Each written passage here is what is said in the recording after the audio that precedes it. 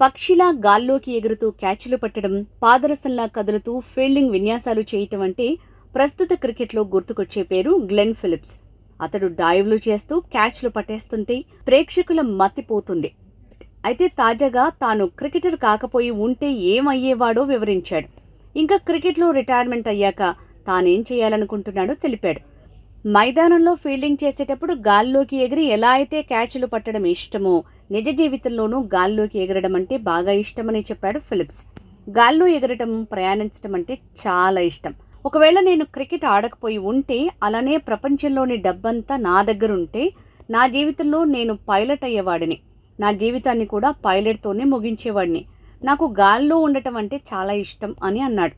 పైలట్గా ఉండటానికి సంబంధించిన విధానాలు, రేడియో కమ్యూనికేషన్స్ సహా అతడి చుట్టూ ఉండే వాతావరణం అన్నీ బాగా ఇష్టపడతాను. ముఖ్యంగా విమానాన్ని హ్యాండిల్ చేయటాన్ని బాగా ఆస్వాదిస్తాను. నిజంగా నాకు తెలియదు మరి అదంటే అంత ఇష్టం ఎందుకు.